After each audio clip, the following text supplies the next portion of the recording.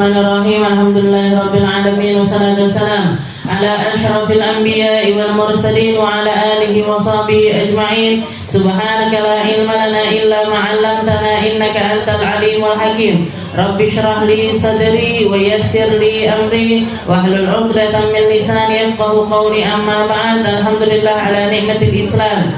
Alhamdulillah ala nikmatil iman wa kafa biha min ni'mah. Alhamdulillah, segala puji bagi Allah Subhanahu wa ta'ala yang memberi kita nikmat Islam iman, memberi kita nikmat banyak sekali kesempatan untuk hadir di majelis-majelis keilmuan, di majelis-majelis yang menyambungkan kita kepada Allah Subhanahu wa ta'ala lewat syariat-syariat yang dibawa oleh Nabi kita Nabi Muhammad sallallahu alaihi wasallam, melalui ilmu tauhid ataupun juga ilmu fikih ataupun juga ilmu akhlak ataupun juga ilmu tasawuf dan keilmuan-keilmuan yang lainnya. Tapi kesemuanya itu bermuara di satu tempat, yaitu kalimat la ilaha illallah wa anna muhammadar rasulullah. Sebuah kalimat yang dengannya iman itu rasuk di dalam hati kita, dan tanpa keduanya tidak ada juga yang namanya keimanan itu sendiri.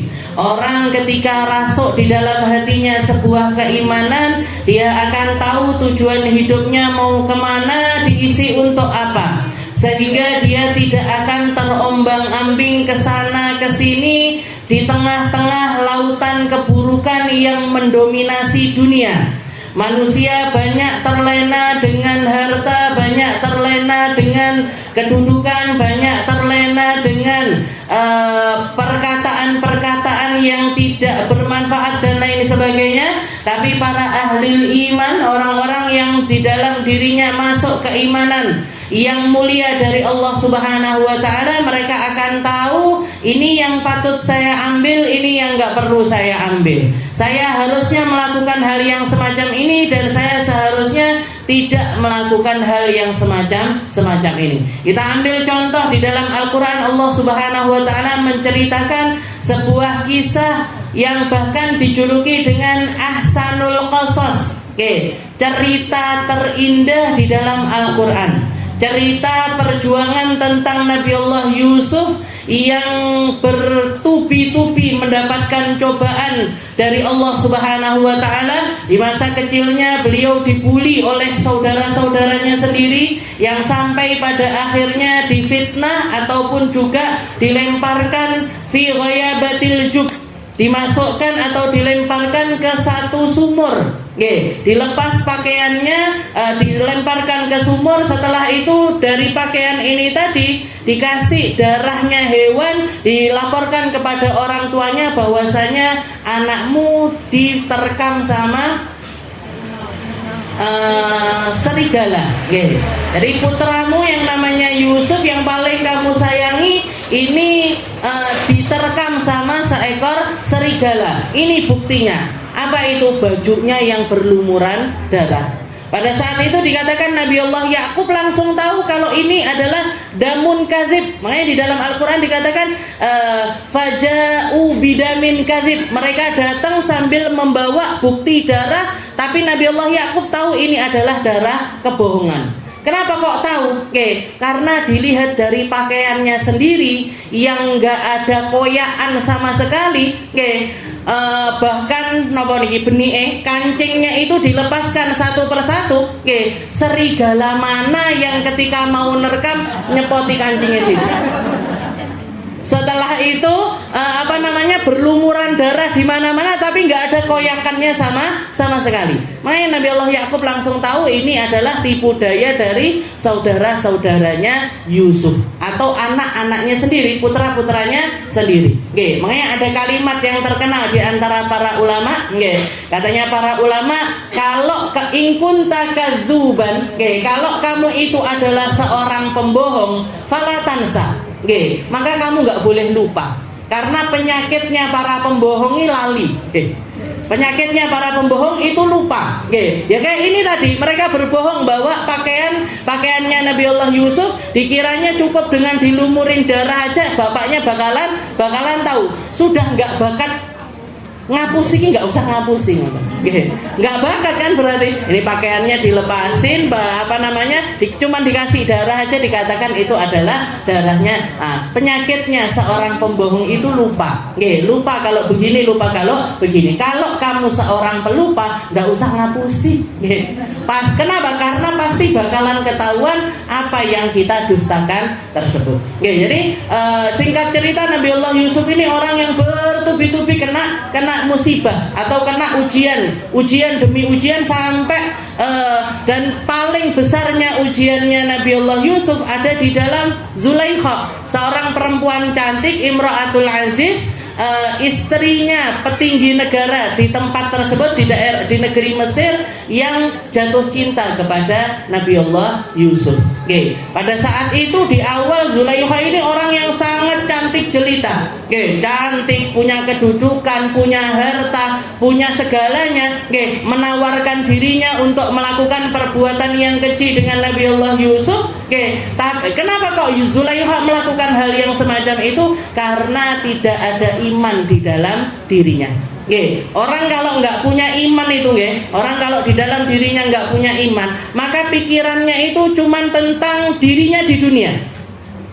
Pikirannya hanya tentang gimana aku di dunia, gimana pendapat orang lain di dunia. Apakah ini akan membuat orang memuji aku? Apakah ini akan membuat hartaku lebih banyak? Apakah ini akan membuat pangkatku lebih tinggi? Anggapan manusia, omongannya orang, itu aja yang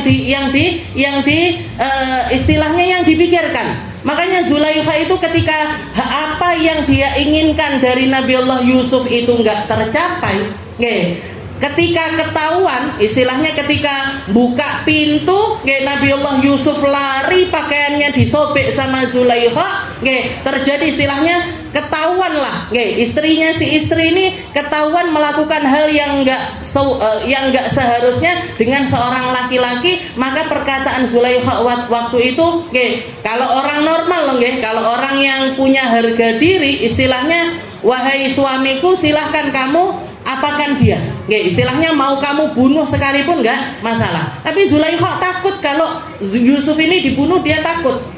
Karena apa? Karena yang dia inginkan belum tercapai. Yang dia inginkan dari Nabiullah Yusuf ini, kegantengannya untuk tidur bersama Nabi, belum tercapai. Makanya katanya Zulaikha, wes kamu hukum aja, terserah kamu, atau kalau enggak gitu kamu penjarakan aja dia. Zulaikha enggak mengatakan bunuh aja orang ini, enggak. Padahal kan bohong. Yusuf yang goda saya sehingga dia ingin melakukan hal-hal yang kan seperti itu. Klarifikasinya kan seperti itu. Tapi dia Zulaikha waktu itu posisinya dia nggak nyuruh suaminya untuk membunuh Nabiullah Yusuf, tapi silahkan hukum dia, atau kalau nggak gitu kamu penjarakan dia. Kenapa? Masih ada hal yang ingin dicapai oleh Zulaikha. Sampai singkat cerita terbukti kalau yang benar di situ posisinya adalah Nabiullah Yusuf, karena koyakan baju pakaian itu quddamin dubur, atau robeknya itu dari belakang bukan dari depan, itu sudah menunjukkan kalau yang menggoda adalah Zulaikha. Makanya dikatakan seperti itu. Orang kalau nggak punya iman, yang diinginkan tentang perkara yang semacam. Kalau orang ujian dirinya itu di laki-laki, dia akan melakukan segala cara untuk mendapatkan laki-laki tersebut. Kalau laki-laki ujiannya di perempuan, dia akan melakukan segala cara untuk mendapatkan perempuan tersebut. Lewat jalan halalkah, lewat jalan haramkah, benarkah, salahkah, diterjang semuanya, Bu. Kenapa? Tidak punya iman di dalam dirinya. Tapi begitu iman itu merasuk ke dalam diri Zulaikha, ketika Zulaikha ini tambah usia, tambah umurnya, dapat hidayah dari Allah Ta'ala, tahu hubungan dengan Allah Ta'ala, dia melakukan ibadah dan lain sebagainya. Di akhir dikatakan ketika sudah tua renta Zulaikha, Nabiullah Yusuf sudah menjadi seorang petinggi negara, suaminya sudah meninggal. Istilahnya Zulaikha ini suaminya sudah ditinggal sama suaminya. Tahu-tahu Allah Ta'ala yang memberikan rasa cinta kepada Nabiullah Yusuf untuk jatuh cinta dengan Zulaikha yang parasnya sudah nggak cantik lagi. Yang dulunya nolak, sekarang malah justru jatuh cinta. Makanya diceritakan ketika malam pertama, ketika hari pertama setelah terjadinya akad nikah, Zulaikha ini selesai akad nikah, sholat, salam, sholat neh, salam neh, sholat neh, salam lagi, sholat lagi. Katanya Nabiullah Yusuf ini ngenteni, ini sampai kapan sholatnya? Kok dia sholat terus? Begitu salam ditanya sama Nabiullah Yusuf, kamu dulu godain saya sebegitunya, sampai fitnahnya kemana-mana, sampai untuk membersihkan namamu kamu melakukan hal yang di luar nalar. Jadi cara cerdiknya Zulaikha itu, Bu, untuk membersihkan nama baiknya pada waktu itu, untuk menunjukkan kamu bisa nggak kalau di posisi aku untuk nggak tergoda dengan seorang laki-laki yang semacam Yusuf ini tadi. Kan dikumpulin itu ibu-ibu, menteri-menteri, petinggi-petinggi negara dikumpulin semuanya, dikasih makanan, dikasih buah yang harus dikupas. Jadi dikasih ada yang bilang apel, ada yang bilang pir, ada yang macam-macam. Pokoknya buah yang harus dikupas pakai pisau. Dikasih semuanya, dikasih pisau yang tajam-tajam. Begitu mulai oncek-oncek, begitu mulai ngupas-ngupasin si buah ini tadi, dikeluarin Nabiullah Yusuf. Semuanya terpana dengan kegantengannya Nabiullah Yusuf, nggak terasa yang dipotong bukan buahnya, yang dipotong jari-jarinya. Krek niki kotos-kotos getih nih delok Nabiullah Yusuf saking kan gantengnya. Istilahnya Nabi Yusuf ini heran, kamu dulu sebegitunya untuk mendapatkan aku, sampai aku harus dipenjara, sampai aku harus begini, harus menderita dengan penderitaan yang banyak setelah kejadian tersebut. Nah sekarang kamu sudah halal untuk aku, kamu sudah ada di hadapanku, kok kamu kayaknya yang nggak pengen sama aku. Padahal waktu itu Nabi Yusuf masih ganteng, Bu, istilahnya belum tua sekali, tapi masih apalagi gantengnya Nabiullah Yusuf nggak hilang-hilang. Makanya dikatakan kamu itu kenapa kok seperti itu? Katanya Zulaikha, dulu aku memandang kamu dengan pandangan syahwat, sekarang aku memandang kamu dengan pandangan iman. Dan rasanya sujudku kepada Allah Ta'ala jauh lebih nikmat untuk aku ketimbang berduaan dengan kamu. Jadi muter. Kenapa? Apa yang bikin Zulaikha semacam itu? Cinta, iman yang rasuk di dalam diri Zulaikha. Makanya orang kalau punya iman itu, Bu, iman itu yaf'alul ajaib. Iman itu melakukan banyak keajaiban di dalam diri seorang hamba. Akan melakukan banyak keajaiban di dalam diri seorang hamba. Jenengan merasa saya doa kok nggak dikabul-kabul, jenengan rasakan dengan iman yang jenengan. Itu akan ada banyak hal yang tanpa terasa dikabulkan sama Allah Ta'ala untuk diri kita. Ketika kita terpuruk, yang bisa ngangkat kita adalah iman. Ketika kita putus asa, yang bisa bikin kita bangkit kembali adalah iman. Ketika kita terpojok, nggak ngerti harus gimana, yang akan mengeluarkan kita dari permasalahan tersebut itu adalah iman kita kepada Allah Subhanahu wa Ta'ala. Para ulama mengatakan al-iman yaf'alul ajaib. Iman yang lurus, iman yang benar itu akan membawa kepada keajaiban yang banyak di dalam diri seorang hamba. Jangan merasa ujian saya banyak sekali, sepertinya nggak akan mungkin bisa terselesaikan. Jangan bandingkan sama ujiannya Nabiullah Yusuf atau ujiannya nabi-nabi Allah yang lainnya. Kita akan merasa kalau permasalahan kita itu hanya permasalahan kecil dibandingkan permasalahan mereka. Al-iman ya fa'alul ajaib. Nah, kita masuk di dalam pembahasan kita setelah pembukaan dari rukun Islam. Yang pertama di sini halaman berapa tuh? Di halaman ke-12, asyhadatan, yaitu rukun pertama dari Islam seseorang, atau rukun Islam yang pertama itu adalah asyhadatan, dua persaksian, dua kalimat persaksian. Ar-ruknul awal min arkanil Islam asyhadatan wala budda li sihhatil Islam minan nutqi bihima ma'a tartibihima wa muwalatihima. Dikatakan di sini rukun iman.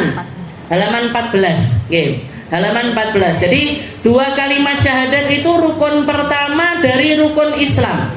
Asyhadatan, dua persaksian. Oke, maka dikatakan di sini wala budda li sihatil Islam minan nutqi bihima. Maka wajib bagi setiap hamba yang masuk Islam untuk mengucapkannya dengan lisan.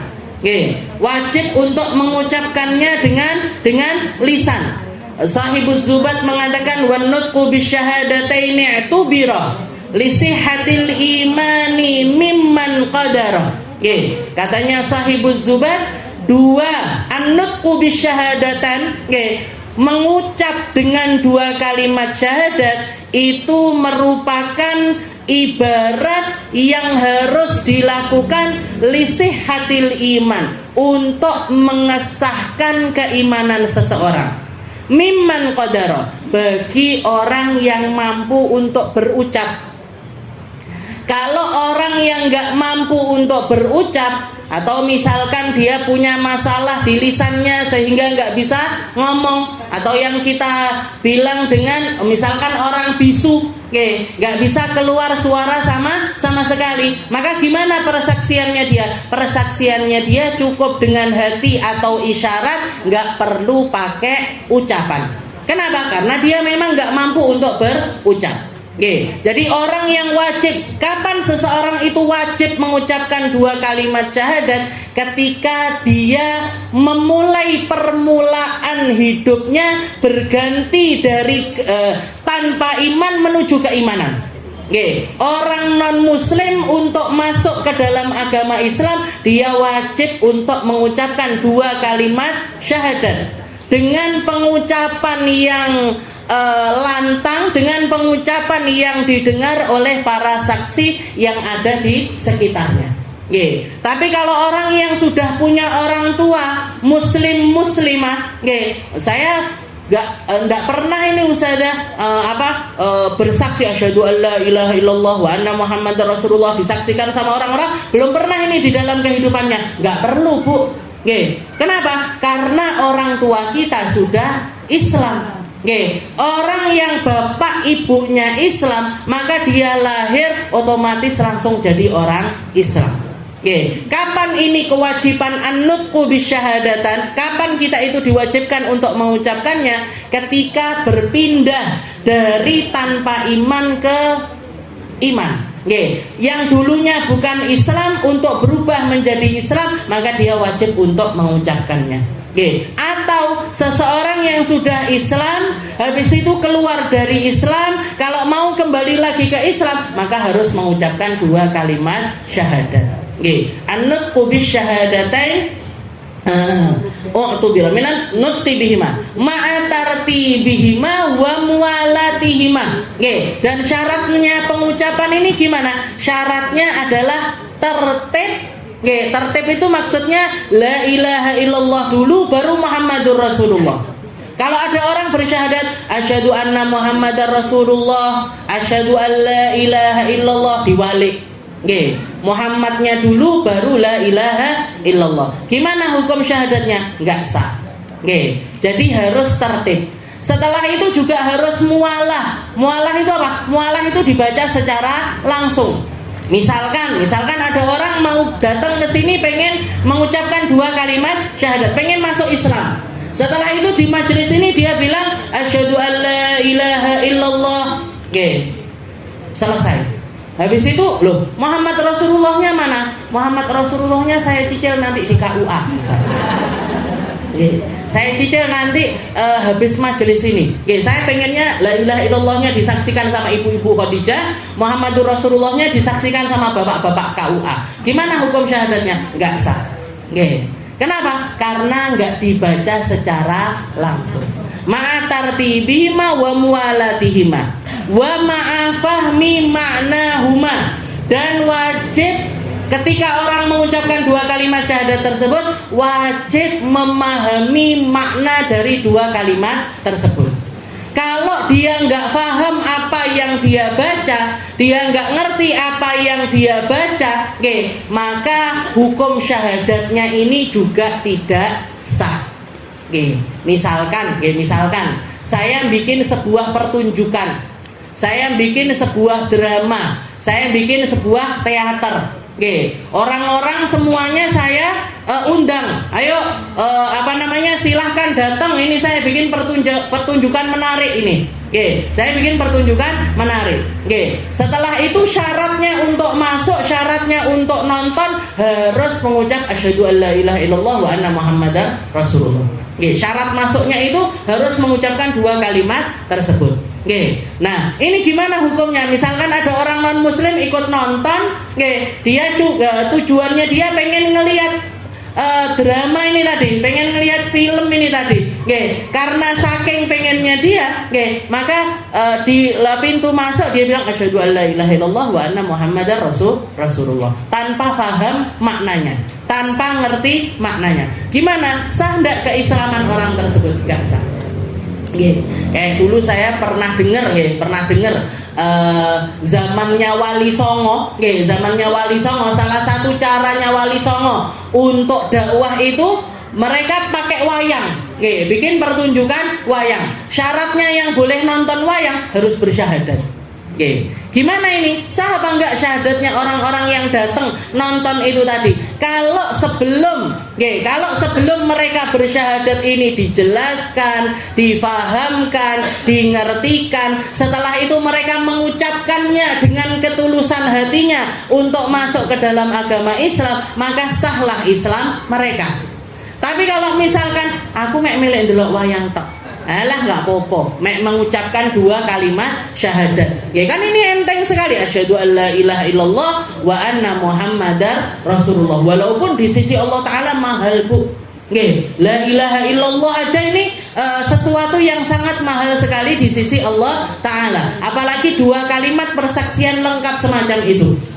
Walaupun di sisi Allah Ta'ala sesuatu yang mahal, tapi kalau misalkan itu keluar lewat lisan manusia yang nggak pengen, yang nggak ada kefahaman di dalam dirinya, maka nggak sah persaksiannya.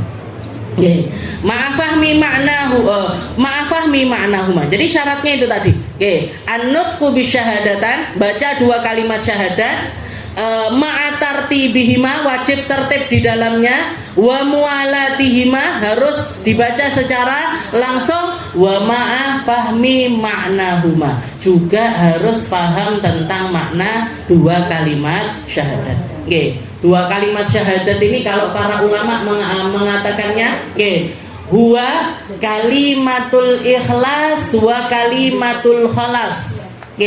Kalimatul ikhlas wa kalimatul khalas. 2 kalimat syahadat itu adalah kalimat paling ikhlas yang pernah dibaca, diucapkan oleh lisan manusia.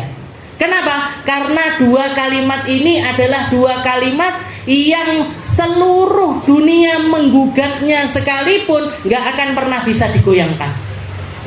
La ilaha illallah, ay la ma'buda bihaqqin illallah. Kalimat tidak ada Tuhan selain Allah itu adalah kalimat pembuktian yang kalau misalkan di demo sama manusia seluruh dunia sekalipun gak akan pernah ada manusia yang bisa membantah kalimat tersebut.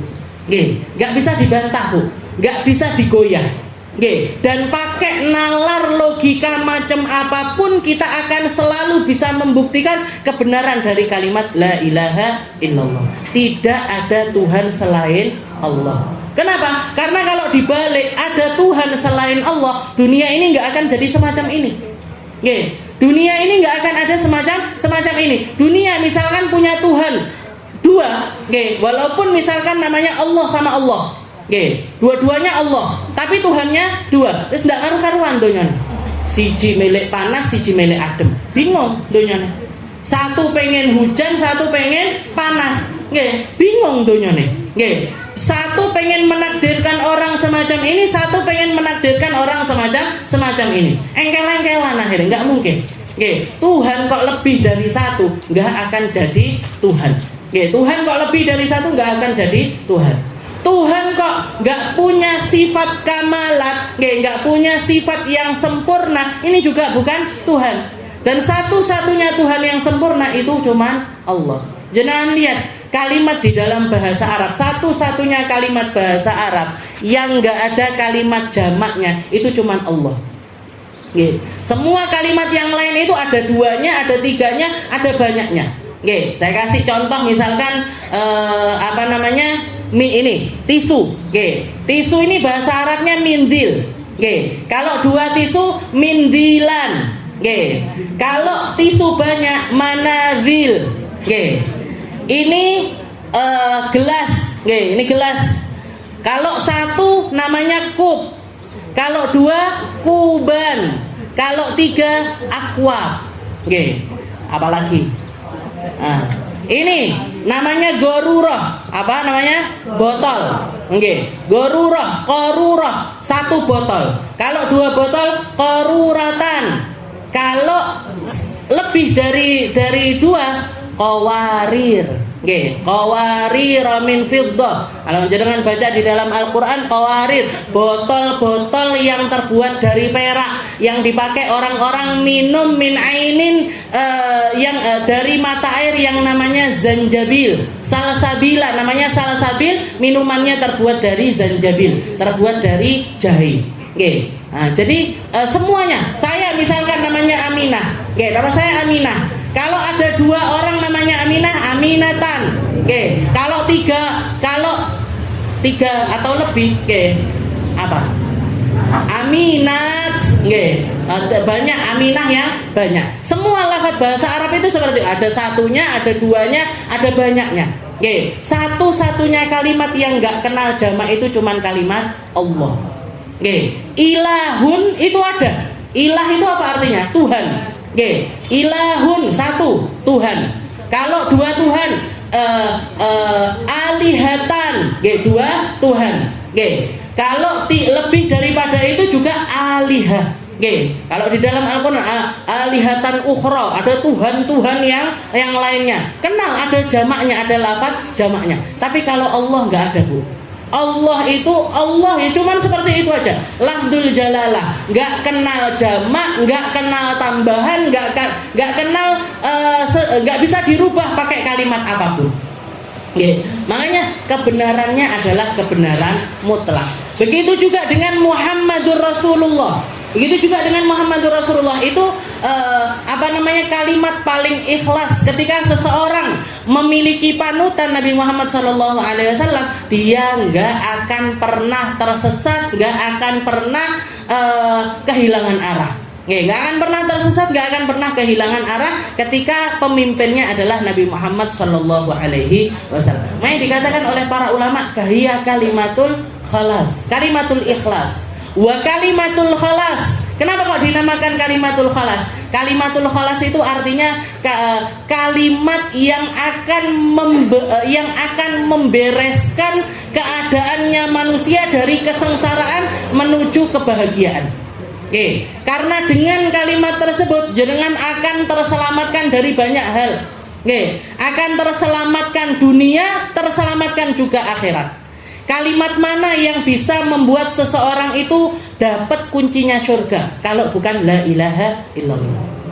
Kalimat mana yang akan membuat kita itu mendapatkan kehidupan dunia yang baik, kehidupan akhirat yang baik selain la ilaha illallah? Kalimat yang akan membebaskan kita dari azab neraka, membebaskan kita dari azab kubur, membebaskan kita dari pertanyaannya mungkar nakir, membebaskan kita dari panasnya keadaan mahsyar, membebaskan kita dari timbangan amal. Nabi Muhammad SAW pernah ngomong sama para sahabat, ala usikum biwasiyati Nuhin ibnahu. Apa kalian mau saya kasih wasiat seperti wasiatnya Nabiullah Nuh ketika berwasiat kepada putranya?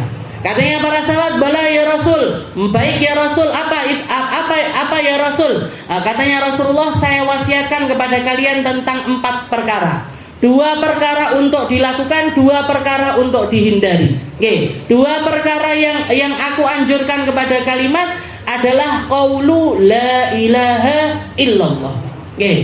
Ucapkan kalimat la ilaha illallah. perbanyak kalimat la ilaha illallah. Sering-seringlah mengucapkan kalimat la ilaha illallah. Sidqan min qalbi, bukan cuman ucapan lisan tapi ucapan dari dalam hati yang paling dalam.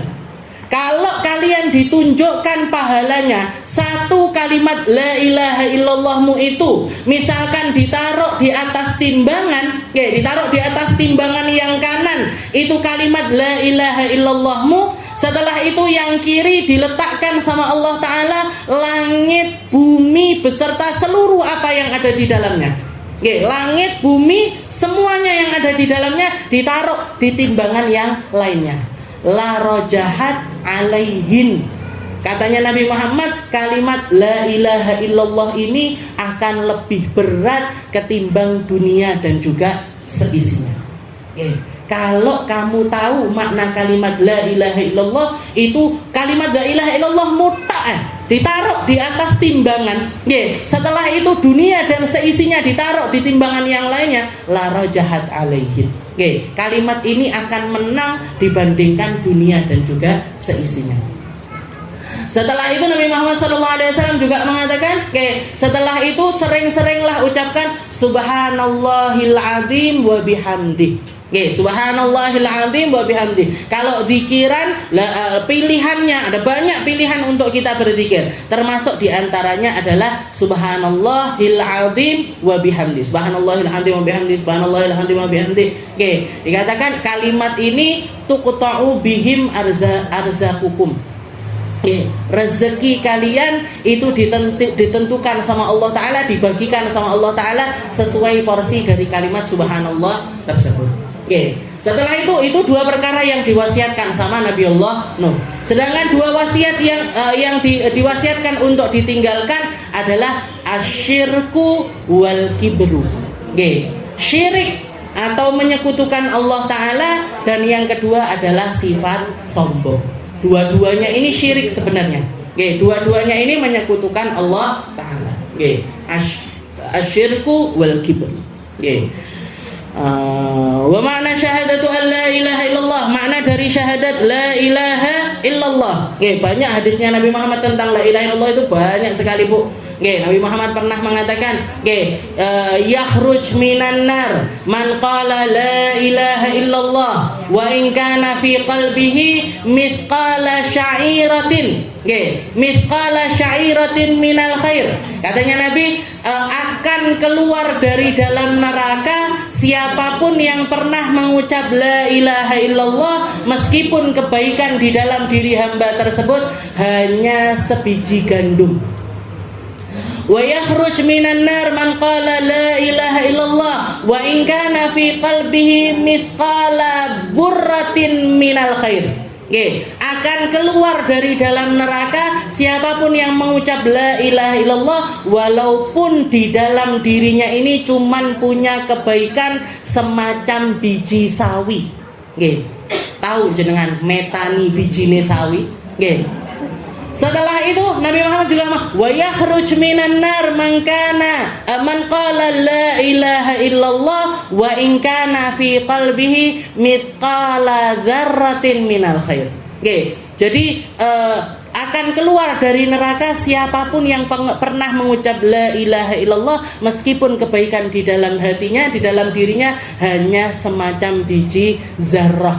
Biji zarrah itu kalau misalkan kita tahu onde-onde nih Bu, titiknya di onde-onde, biji wijen, itu darah itu biji wijen di poro pitu. Jadi jauh lebih kecil dibandingkan biji wijen. Itu ada orang punya kebaikan sekecil apapun, yang penting dia mati bawa la ilaha illallah yakhruj minan nar. Dipastikan dia akan keluar dari dalam neraka. Pasti dia akan ada waktunya dia untuk keluar dari dalam neraka. Meskipun sebelumnya harus dicuci dulu di neraka. Diumbah sirai, diumbah kupingnya, diumbah motone, diumbah mulutnya, tangannya, kakinya dan lain sebagainya, terbakar hangus, terbakar habis istilahnya karena semua keburukan yang pernah dia lakukan. Tapi kalau mati membawa iman tetap akan keluar dari dalam neraka. Meskipun keluarnya sudah ndak rupa menungso neh. Ireng jelenteng gak karu-karuan. Tapi nanti begitu keluar sama Allah Ta'ala dimasukkan, dicuci dulu di dalam sungai. Namanya Nahrul Hayawan, sungai kehidupan. Dimasukkan ke dalam sungai kehidupan. Keluar ganteng-ganteng neh, ayu-ayu, ganteng-ganteng cantik-cantik, tapi di sininya sana tulisannya mesti Al-Jahannamiyun. Mutaqaur Rahmanu minan nar. Mantan penduduk jahanam. Manusia-manusia yang dibebaskan sama Allah Ta'ala dari dalam neraka. Jadi mlebu surga, tapi kabeh wong mantan neraka. Nas'alullah salamah. Mungkin kita masuk surga bila adab, bila hisab, nggak pakai dihisab, nggak pakai nyemplung neraka, nggak pakai dicuci di neraka, nggak pakai dibakar di neraka, nggak pakai dapat keburukan di dalam neraka. Makanya banyak-banyak ngucap kalimat la ilaha illallah. Dalam hadis yang lain Rasulullah juga pernah mengatakan man qala la ilaha illallah sidqan min qalbi dakhalal jannah. Orang yang mengucap kalimat la ilaha illallah serius dari dalam hatinya pasti masuk surga. Pasti masuk surga. Jadi kalimat yang paling cepat bawa kita ke surga itu enggak ada selain kalimat la ilaha illallah. Wa ma'na syahadatan an la ilaha illallah. Maknanya kalimat asyhadu an la ilaha illallah apa? A'lam wa a'taqid biqalbi jaziman wa ubayyin li ghairi haqqan alla ma'buda bihaqqin fil wujudi illallah wahda wa annahu wal ghani amma siwa al muftaqir ilaihi kullu ma ada muttasif bi kulli kamal munazzah 'anil naqsi wa ma khatara bil bal lam yattakhidh sahibatan wala waladan wala yumathilu fi dhatihi wa sifatihi wa af'alihi ahadan wallahu a'lam bisawab. Kita lanjutkan di pertemuan yang selanjutnya.